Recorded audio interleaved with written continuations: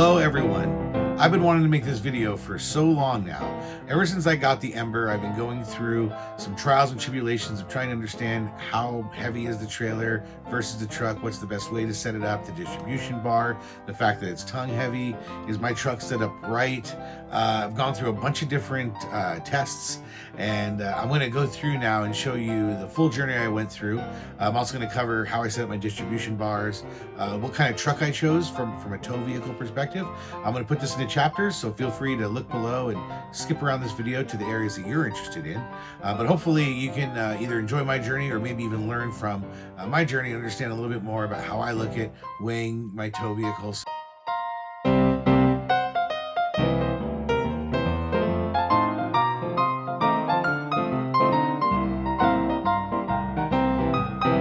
Hey everyone, don't forget to subscribe and like this video. I'm going to try to share some tips and tricks that I use when I'm trying to weigh my vehicles. I'm also going to put up some of the Excel documents that I use myself to track my own weights, and that way you can use them if you use Excel. These shouldn't be too complicated for you. Let's get going. Let's take a look at my tow vehicle first, because that's really the horse in front of the cart that's pulling this thing along, and is the first step in understanding the weights and limits of this tow setup. I have a 2020 F-150 XLT with the FX4 package. I have the maximum torque that you can get in this package, and that's the 3.5 V6 EcoBoost, has 450 horsepower.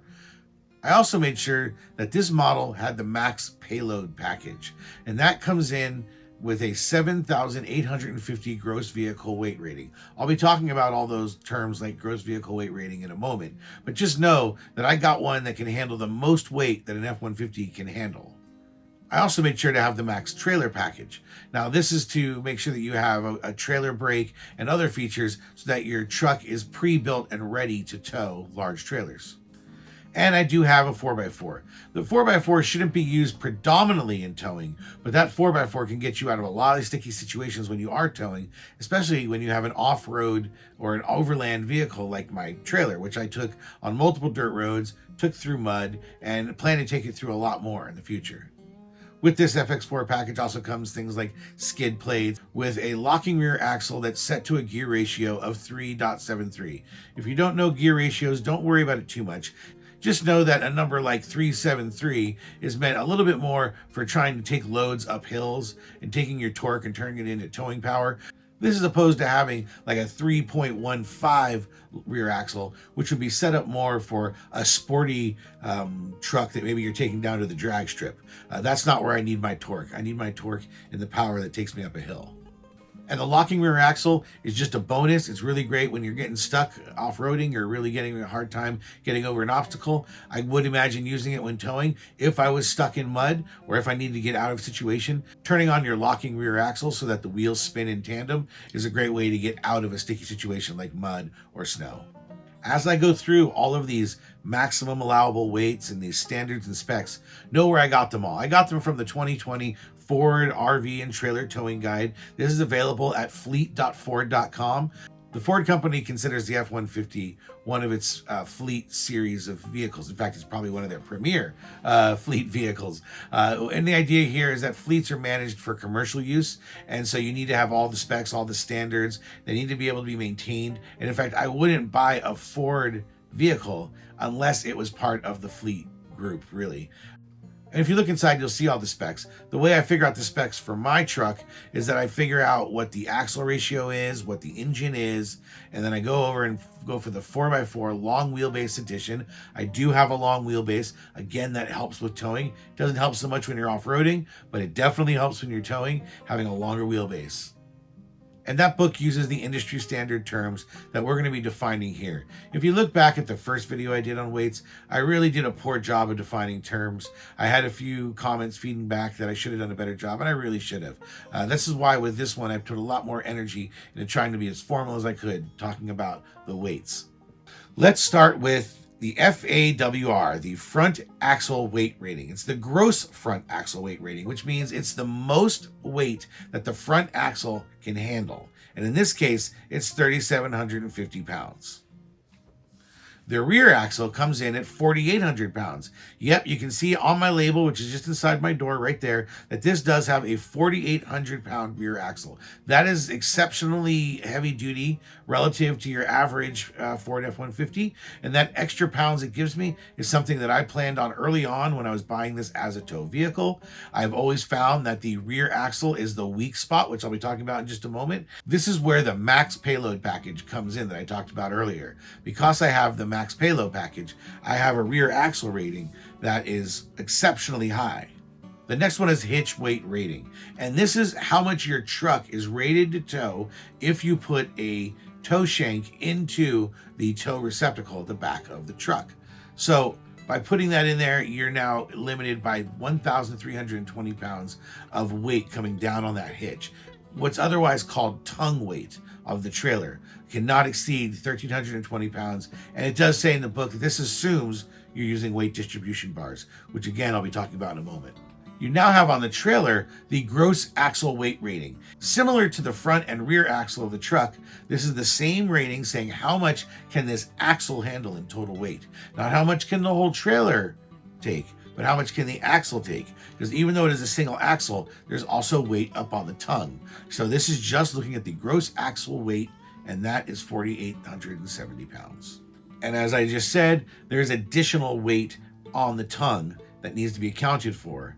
And that usually should be around 10 to 15% of the total weight of the trailer. That's a general guideline that's fairly universal across the towing world. And this is for pull trailers, not fifth wheels, which get connected inside of the bed of your trailer. This is for a classic pull trailer. 10 to 15% is the general guideline you should stick to. I also have weight distribution bars. Like I said, that hitch rating doesn't count unless you have weight distribution bars. And I have settled on a weight distribution bar of an 800 pound capacity, so it can handle tongue weight up to 800 pounds. And I have a hitch installed that can actually go to 12,000 pounds. I won't talk about that much more because 12,000 pounds is way overkill. And it's just, there's a one size fit all hitch for this model. And it's just really built. So we're not going to talk about it too much because it's way more engineering than any trailer I can tow is going to need. So just know that it does have a 12,000 pound weight capacity. And as we look at all of these spots, all of these various weight limits are effectively links in the chain where any one of them that could be over is basically a weak link in your chain. As you know, any weak link will break the whole chain, and you really don't want any of these numbers to be over what the spec is. So when you want to go now to do is figure out and go weigh your vehicle and your trailer and figure out, do they exceed these numbers? Do they match these numbers? Or am I coming in under, which is really your goal? You always want to be under your limits, not at your limits.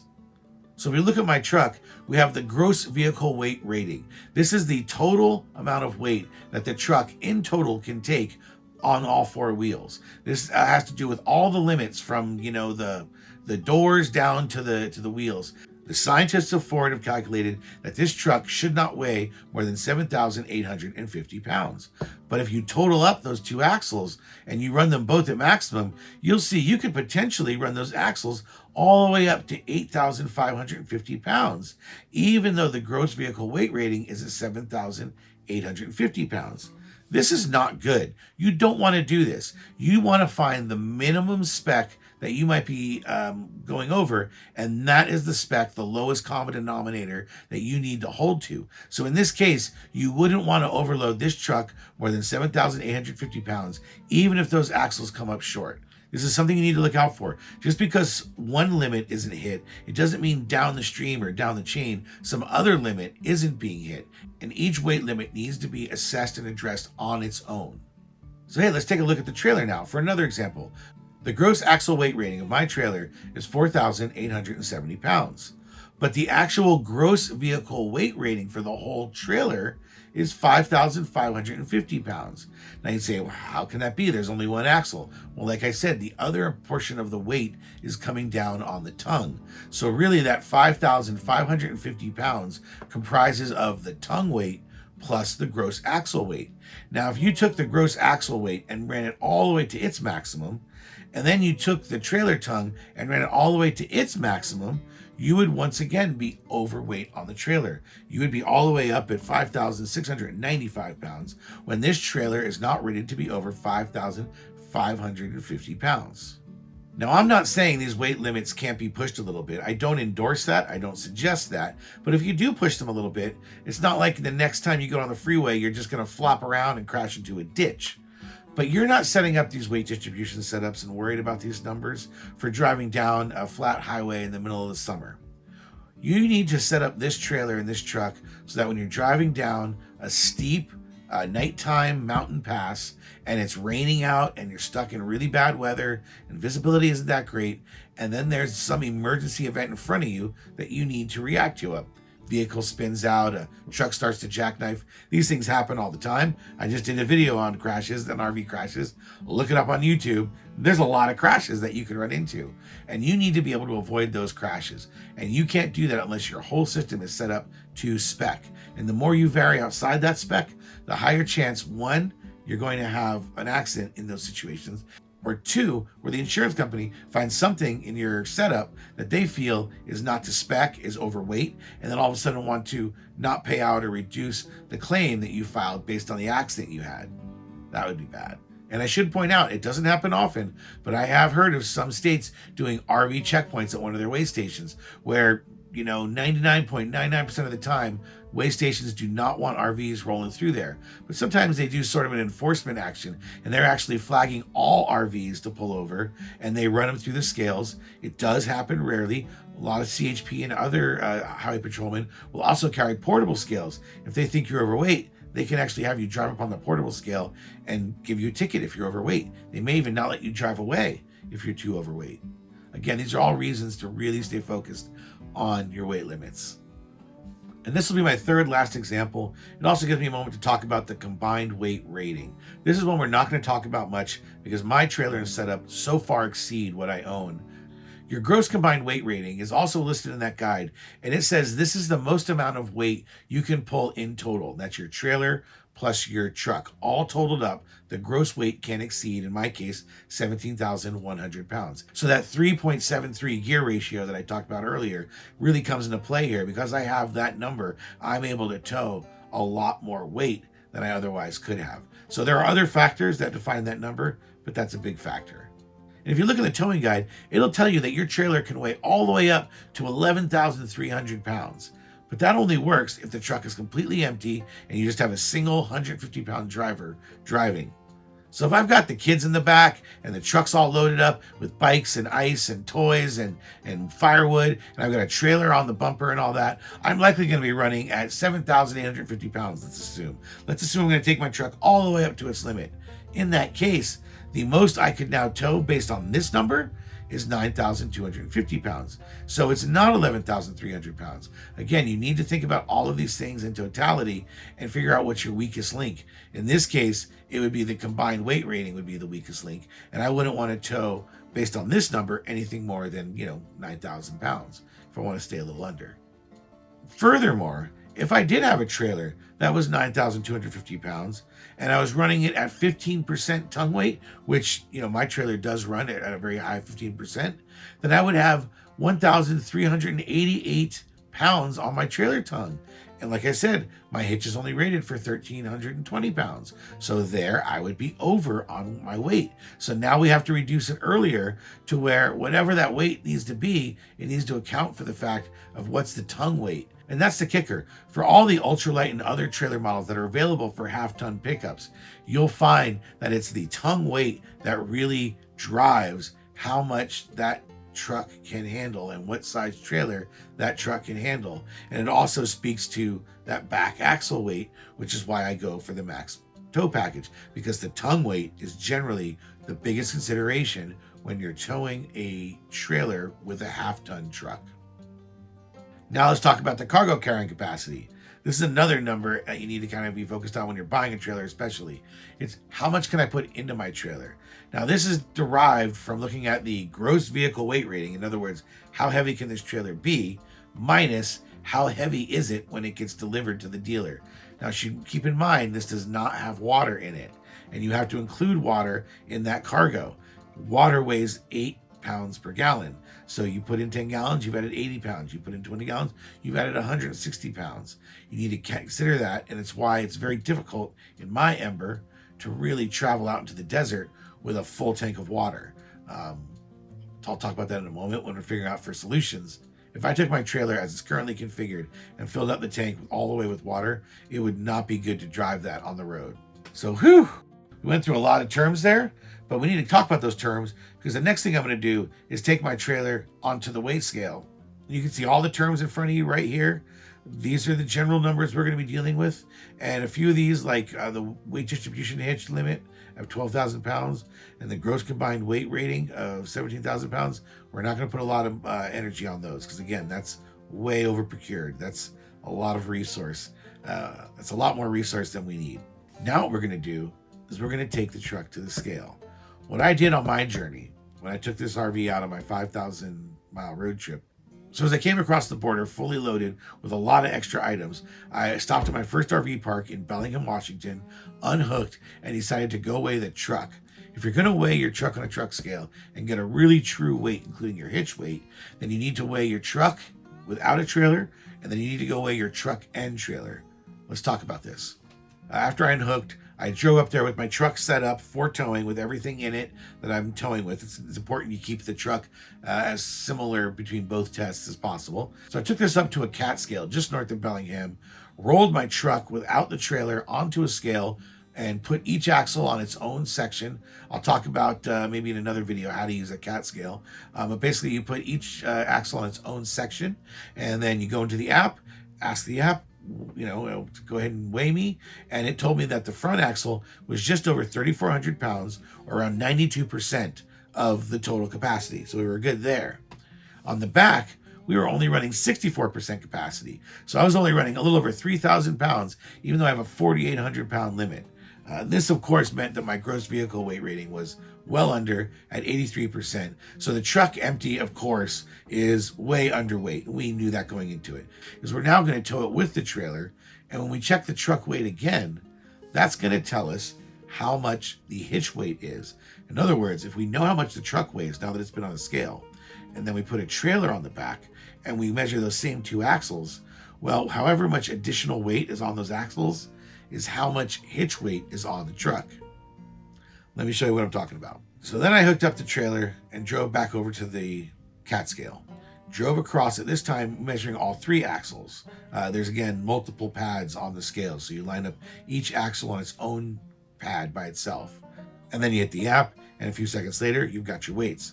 And here was the results. On the front axle, it came in a little lighter.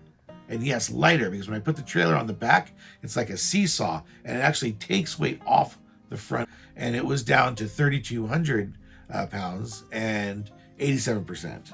The rear axle was much heavier. Remember, the last one was just over 3,000 pounds. This one is now getting over 4,000 pounds, and we're up to 86%. So now we're starting to really use the capacity of the back of the truck because we've got the trailer attached.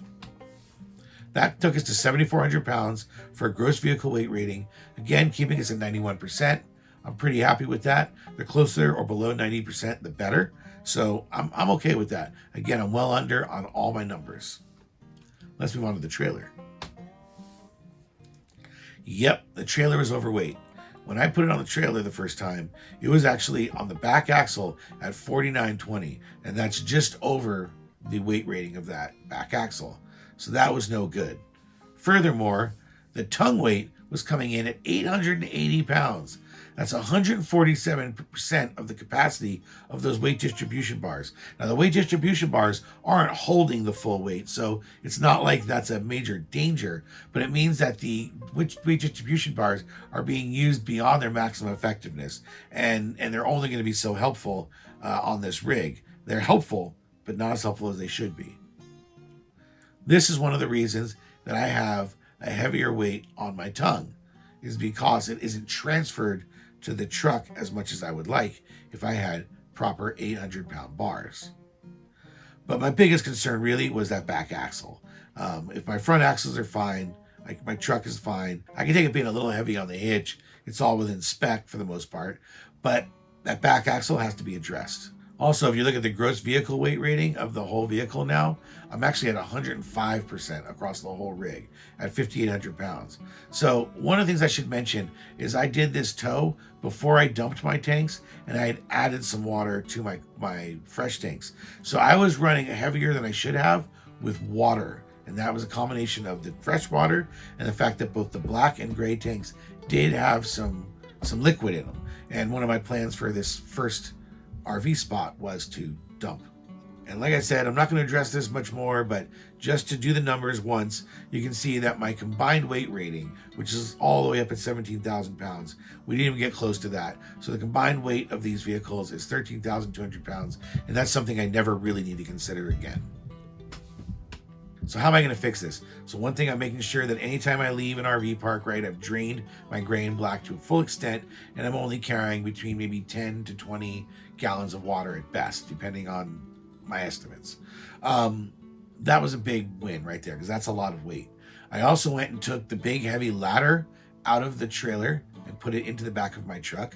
I took any of the toolboxes and made sure they were all up in the front of my truck, and that also helped. So that being said, I left the Bellingham Park with my tanks adjusted accordingly and hit the road, and decided to hit up the next way stations I found down in Arlington, Washington, I believe it was. When I got to Arlington, I didn't want to do the whole unhook process. That does require a lot of extra energy, and really there was only so much I was going to be able to do about the hitch weight at this point anyway.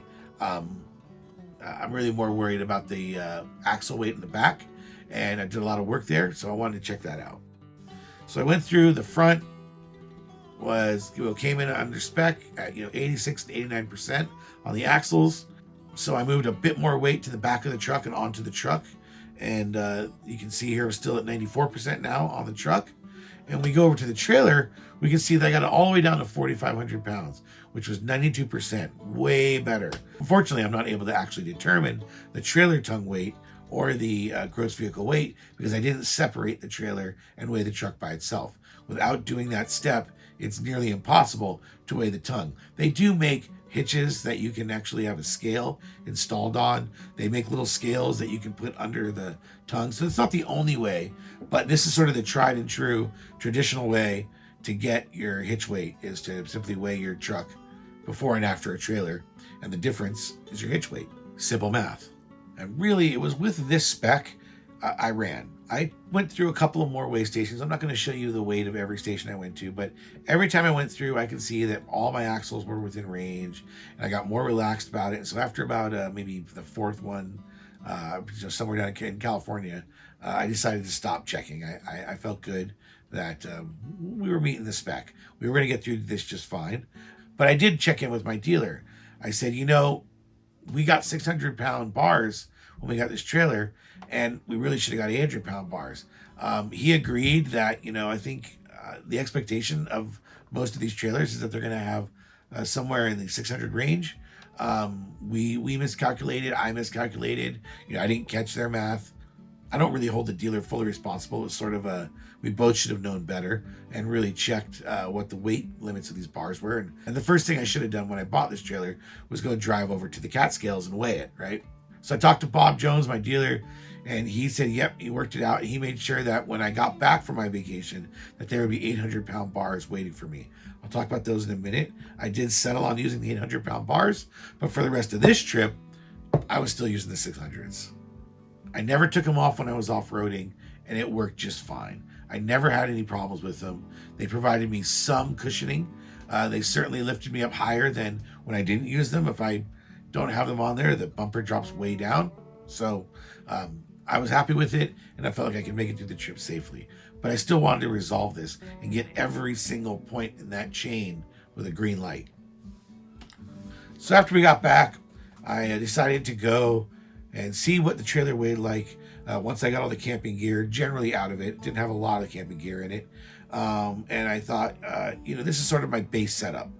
Let's go ahead and see what it weighs like the way I normally would head out to my house to load up with clothes and food. So it's everything in my trailer minus clothes and food and maybe a laptop computer.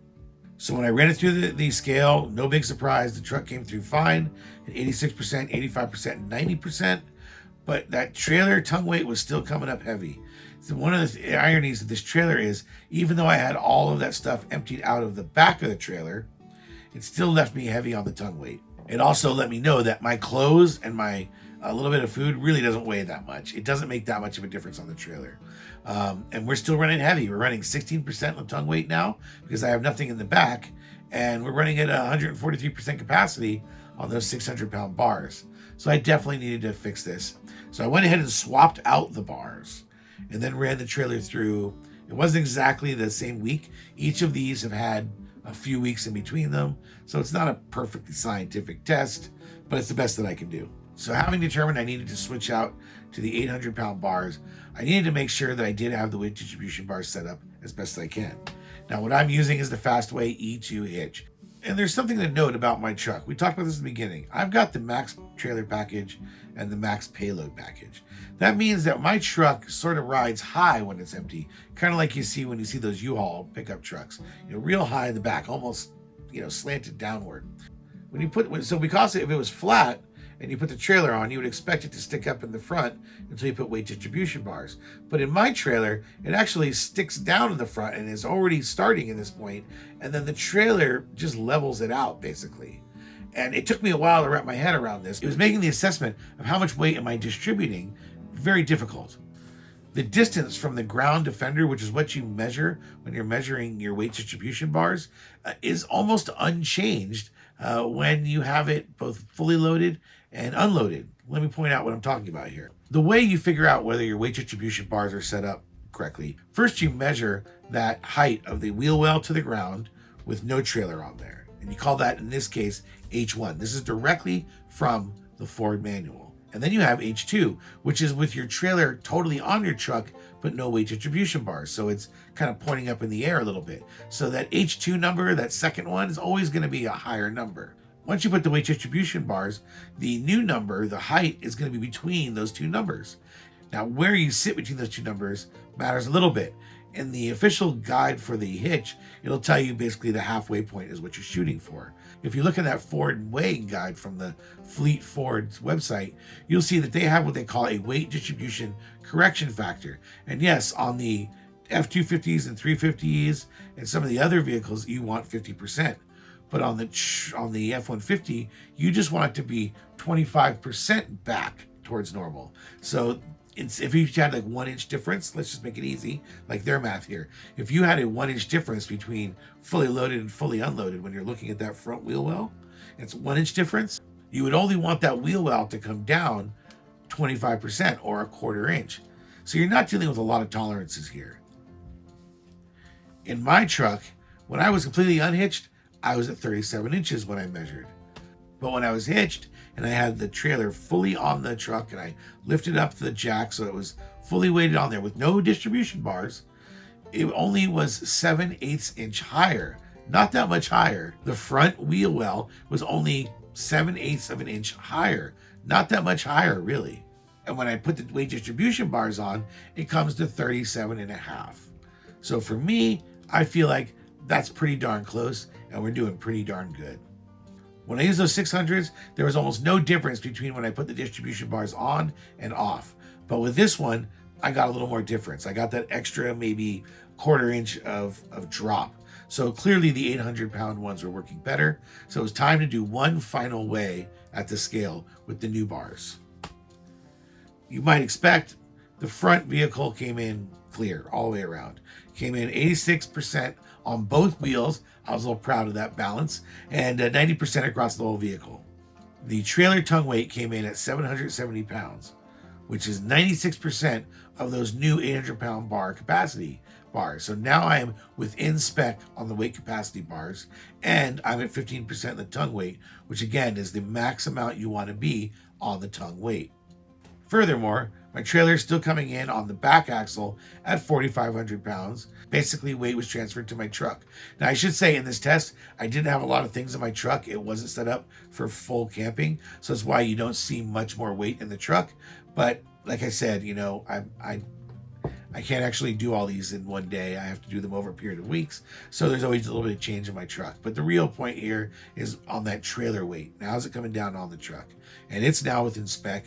And now I feel like this is a great starting point. It only gives me a couple 100 pounds of carrying capacity. And so anything more that I buy that's heavy, any tools and things like that, they go in the truck. All the cables, all the extension cables, everything goes in the truck. The truck has a lot of headroom. The truck is where we're putting anything heavy. Anything I buy that's lightweight, I don't mind putting in the trailer. I'll also likely start carrying some extra 5-gallon water jugs so that when I do want to boondock, if I can't park out in the desert with a full load of water, at least I can go and transport in 10 to 15 gallons of water using my truck, even come out to the desert with 10 or 15 gallons extra in my truck, and then load it into the trailer once I'm out there. It's not ideal, but no situation is ideal. For me, ideal is having a $200,000 Class A with an F-150 4x4 attached to the back, and that's never going to happen. So I'm never going to have ideal. So I consider this a success, a big success. I consider this a properly weight distributed rig. I feel all the specs match up. It's not ideal. Again, I like to be between 80 and 90% on all numbers. I am in the 90s on some, but I'm under spec on everything. And that's the most important part. Because right now I'm storing the RV very close to where the dealership is, I decided to drive the RV from my dealership after its last servicing to my storage without any weight distribution bars. All right, notice something in this video? Does it look like it's squatting in the middle? Does it look like it's maybe too heavy on the tongue? If it's making such a little effect on the front and it's pretty much running level without weight distribution bars, almost, let's just give it a try. It's only a couple of blocks. So I pulled out of the driveway, drove down to the storage lot, parked it. To be honest, I just felt a little more bounce on the driveway, but it felt fine. A few weeks later, I decided to bring the RV to my house for the weekend to do some maintenance just recently. I decided to drive the whole length, which is I think, 20 miles or so, something like that, 15 miles, on the highway with no weight distribution bars. It turns out it is legal. I did check on the BC website. As long as your gross axle weights are all legit, the weight distribution bar doesn't really come into play on the law. So I said, okay, let me do it. So I drove all the way home, and here's the results. And now I'm home. So I just got home.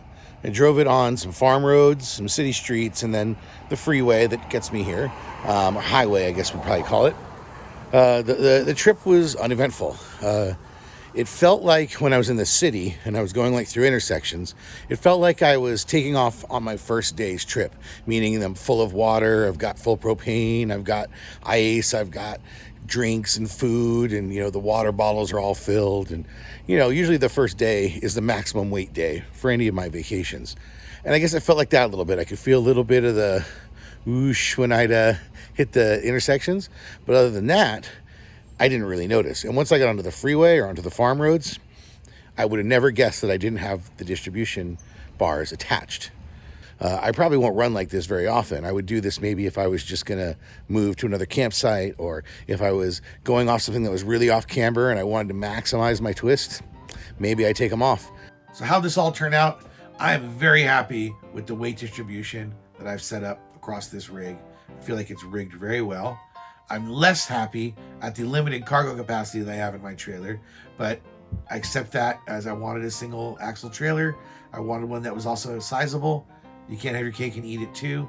I gave up on cargo capacity. I'll just put that cargo capacity in my truck where I've got a lot of room. And 3, I'll be taking this RV through weigh stations on most RV trips. At least in the beginning, when I head out, I'm going to hit that weigh station, say, am I running overweight? If I am, how can I redistribute so that I'm not running overweight? And because of this problem, I'll likely be checking the RV's weight at the start of every RV trip I go on. I suggest you think about doing the same. Don't forget to subscribe and like these videos. And if you're up for it, here's a couple more videos you might want to watch. This one's pretty cool. This one over here is definitely a good one. You can subscribe by clicking that little round button right there. And there's another video right here. So check them out. See you, everybody.